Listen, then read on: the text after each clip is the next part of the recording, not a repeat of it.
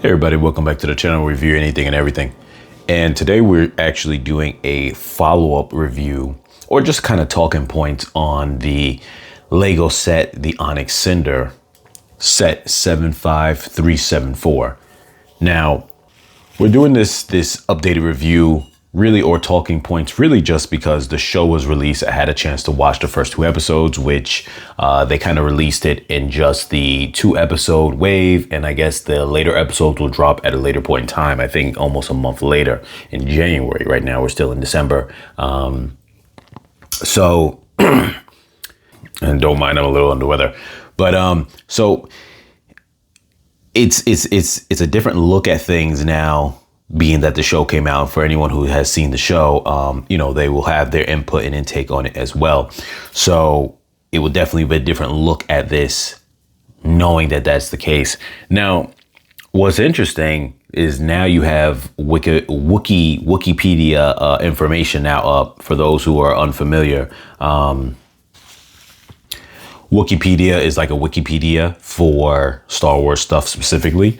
And so previously there was no information on the Onyx Cinder. Now that the show has dropped, they actually made a little bit of information, not a whole lot. A lot of it is just kind of piggybacking on what you see in the show, but they did give out the specs of the size. And the size of the ship is 55 meters long and 40 meters wide, which I really don't think that it is.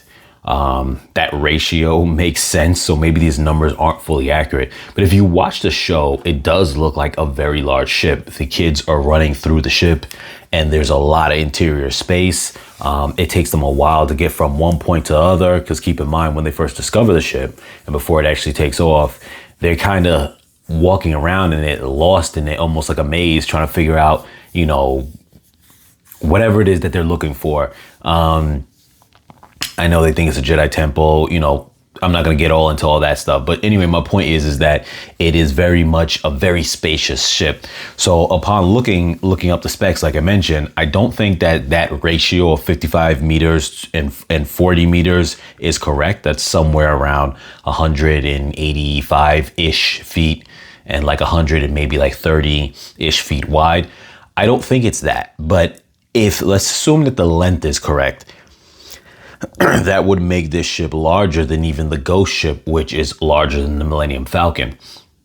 So, and obviously larger than the Razor Crest. Now, I recently did a video reviewing all 4 of the ships that I just mentioned just now on the channel. You can look back at that. But as far as when I did that, though, there was no information on the Onyx Cinder. Now, there's an understanding that it is possibly the largest ship. I don't know if those specs are correct, but at least looking at the way it looks inside the show, that this is the largest hero ship in the series. And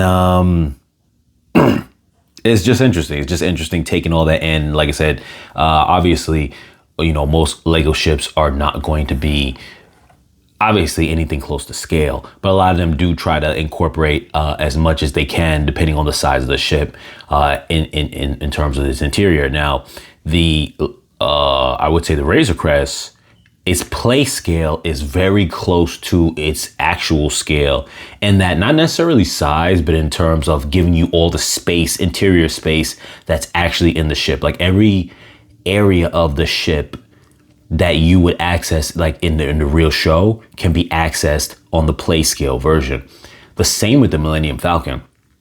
The Millennium Falcon play scale version that I reviewed on the channel, it size-wise, you can go into access any area that would be on the actual ship itself. So even though the ship is not necessarily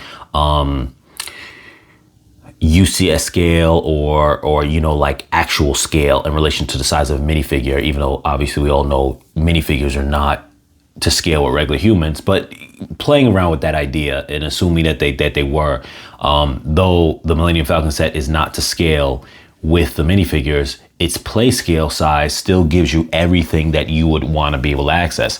Now, the bigger the ship is, then the less likely that is, and especially also if you have little technical aspects into the ship. So for example, you take the Ghost, the layout doesn't seem as crazy of a layout as, say, the Millennium Falcon, because Millennium Falcon, when you watch it in the movies, you know, they're running around in circles, they're all over the place, and it looks crazy. But and the Ghost has a more you know, kind of linear layout, but nonetheless, it is considered very big. And you see that it doesn't have anything close to that size, the PlayStation version, in terms of interior space, nowhere near it. And when you have the whole build aspect, the mechanical, the what's the word I'm looking for here? Like just the techniques and all that other kind of stuff that goes into the building frame, means that on the Ghost, you can't really have space in the wings, if you want to call them that, the kind of side panels. You really can't use that, even though the Ghost really doesn't have interior space on those parts of the ship anyway, normally, as far as in canon. Anyway, I ranted out a little bit, but with this ship here, we don't really know the interior layout in terms of what part is what. They just kind of showed them going into the ship. You didn't even know if they were going to the front of the ship or wherever. I come to find out after the fact, they actually went into the side over here. So the part that's buried under the dirt is actually right here, around this area. And so when they access to go into the ship, they go in and they just start running around. So you don't have a sense of what's the front, what's the back of the ship when they're running around it. You just know it's massive because they're running through different halls and this and that. And they actually split up out of the four main characters, not including Judd. The four kids, they're running around, they split up. So it's 2 and 2. They're running around different directions. They're all over the place. And at that point, you get a really large sense of scale because they're calling each other's name and they're trying to get a hold of each other throughout the ship. So it's definitely like this huge interior. So as far as play scale goes, this is going to be, I guess, the least accurate in terms of play scale size versus being close to, you know, not size and scale, but at least interior space, incorporating all the areas that you would see in the ship, similar to the Millennium Falcon and the Razor Crest play scale. But with that being said, obviously, they probably didn't have a lot of details when they made the ship because they made the ship before the show even came out. Now, with that said, and with that being the case, the details on the ship is amazing. I think it's a fabulous ship. You're just gonna have to try to not wrap your head around the idea of feeling like this is, you know, anywhere close to the scaling.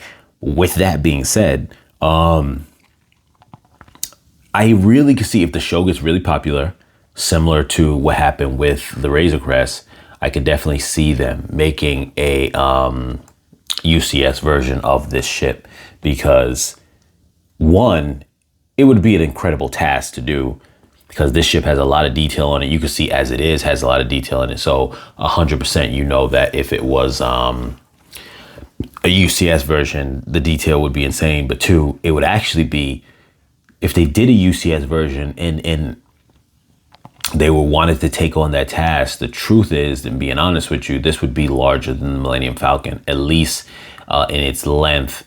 It will be larger than the Millennium Falcon UCS version. So that in itself would be crazy. This would have to get a very popular show for it to get to that point.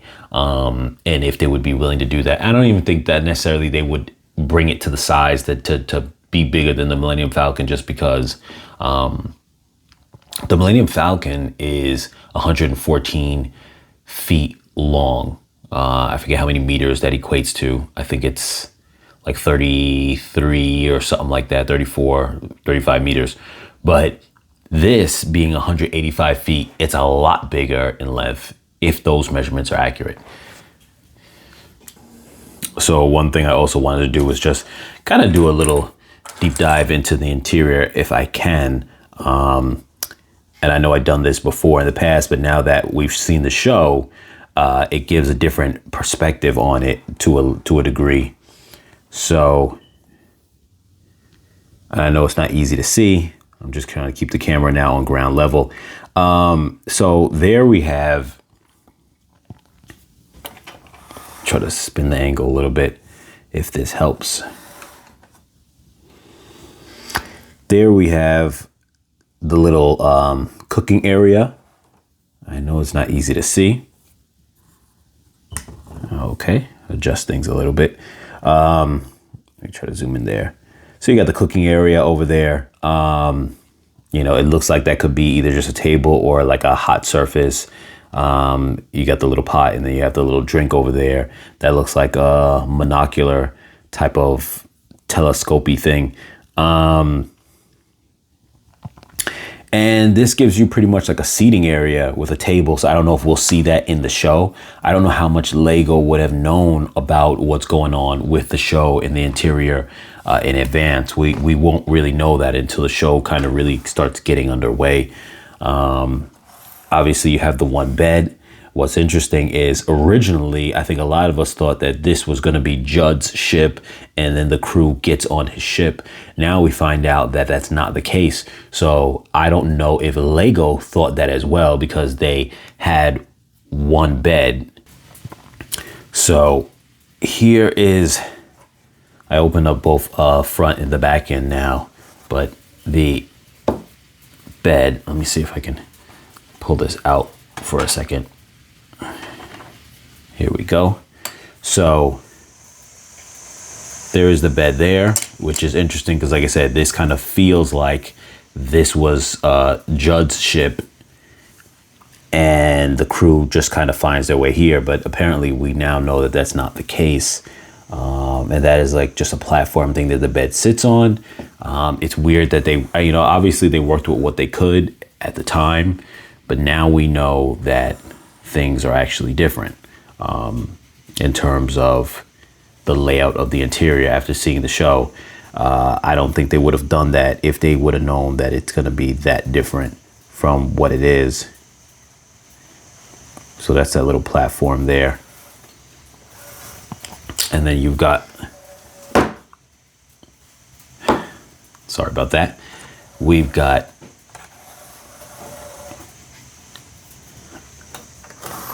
the cargo area, which is nice that they give you a little cargo area, and these things come right off. But you know, that's another thing. Now I know that I remember seeing a clip on the show, the trailer, where you show the cargo in the back and it's this big platform and it looks really huge. So I guess at some point we'll start seeing more interior details of the ship. I really do wonder though, how much did the creators of the Lego version of the ship know of before the time that, you know, all that, before everything started kind of going with the show, you know. I'm very curious about that. So that's pretty much, like I said, the interior. And then also too, let me spin it around one more time. We've got the,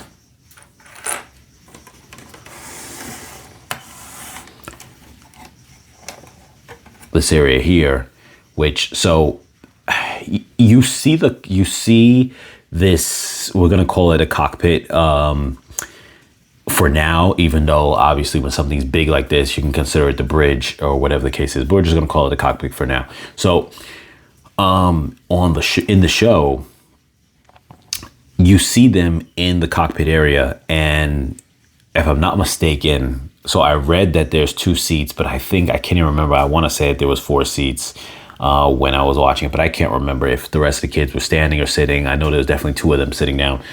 But in general, it was a large open space that looked like easily far larger than the Millennium Falcon's cockpit. This was more akin to, I guess you could say, similar to the Ghost. I've never really seen the Rebels show, but like, I guess similar to some pictures I've seen of that one's interior. It's like that, where there's a lot of space in between from the seats and from the seats to the side walls. And so you had the front windshield at the time. So here depicts the front windshield, and then the side ones here, which you have by stickers on both sides.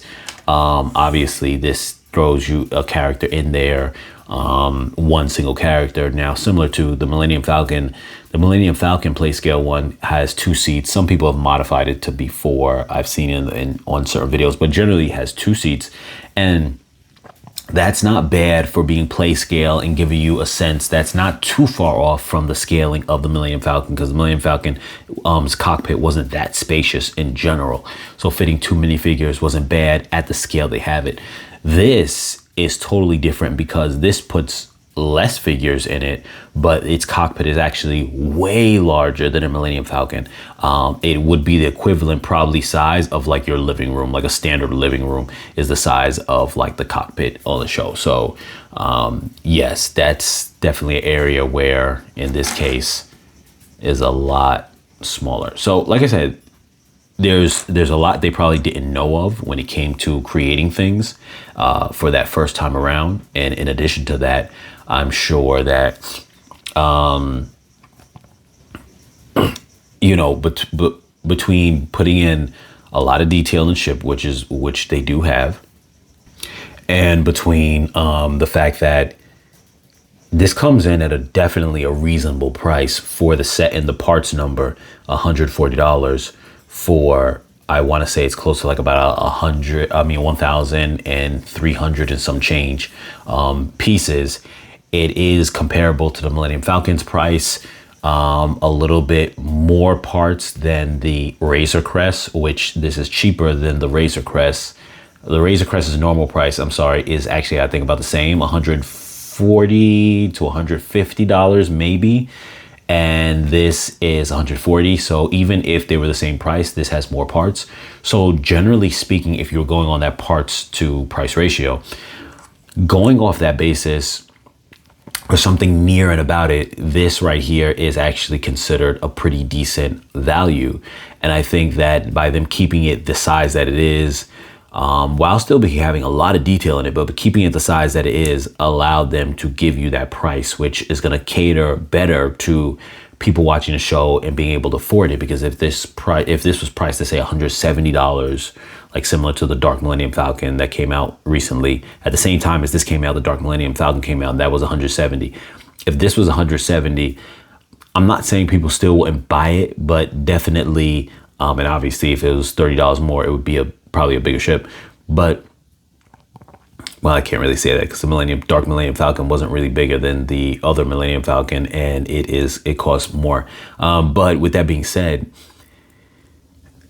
you know, you definitely would have ran the risk of having less people purchase it than what you could have now at $140. So I definitely think that, you know, they had their reasons for why they went in the direction they did. And I think overall, just it's a great ship to have in your collection, even if it's not in a decent play scale relative to other hero ships. We'll say it like that, because play scale is never in scale, but it has its own scale. And a lot of times, like sometimes you want the ships to try to be somewhat within scale of each other.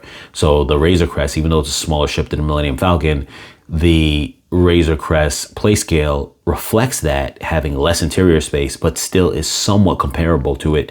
And both those ships give you everything in the interior that you would want from a full-size UCS version. All the rooms are there, all the things that you want to be there are there. So those are probably the only two ships that really can capture that, because they are a little bit smaller. Relative to how big the ships can get. The Ghost starts getting really big in terms of its actual scale. So building a ship like that, I think they could still have done with the interior space and have all the bells and whistles that you want to have. But nonetheless, it is definitely smaller in its size versus its playable. How should I word this? Its play scale, comparative scale to the other ships. It's smaller than where it should be. And this is now definitely the same thing, even more so than the Ghost, because play scale wise, comparatively, this should be, I probably would say, if you had to have it within a play scale, it will probably be about like, if this is my hands on the back end, about like that much longer forward. And then obviously like a little bit wider, you know, maybe like that much wider. And then, you know, you would stuff it with interior stuff, like a lot more space that within that scale. And you know, but obviously once again, you would have to know all the rooms that even exist. they created this before they even knew what the interior space really looked like, I think. So it will be fun for us to watch as the show plays out to see if you actually have the same interior bits that are in the ship in the show. Because right now, we don't know. Is there going to be a little table? We obviously know there's a cockpit. I don't even know if the cockpit is actually where it's supposed to be. I say that to say, obviously it is. But when they were in the show and looking out of the glass windows of the cockpit, they didn't show on screen that they were looking from the side view of the ship. They were looking like they were looking forward, and you didn't see like the length of the nose of the ship from the side, you know, of what you're viewing. So you didn't get that sense. It just felt like you were looking out the front windshield, and that was at the front here. In addition, like I said, are we going to have a little table sitting area where they all kind of convene and talk and this and that? We don't really know. I do know that there's the cargo bay area that I've seen on a trailer, so that's confirmed. Is the bed going to be inside there? Is that, well, no, I'm sorry. Actually, there was a little room, now that I think about it, where Wim, which is this one here, had said, oh, we could sleep in this room, and it had all these skeletons in it, and it was like you had like some kind of bed area. So I guess you could say that's like that, but it was, I'd have to go back to the scene to kind of look at it. It looked like it was just like a large room that didn't necessarily have not a large room, but maybe a bedroom size room, a little bit more than a bedroom size, maybe the size of a living room, maybe. But to me, it kind of looked maybe smaller than the cockpit, but you know, still pretty roomy. And to the best of my knowledge, didn't have a table in it, but it definitely was an area that had a bed. So who knows, you know, as time goes on, if you guys have this set, you know, kind of match it up with what you see when you're watching the show. But I'm not going to drag this out any longer. Great talking points. Put your comments down below. As always, you guys like, share, comment, subscribe, and I'll catch you guys in the next video.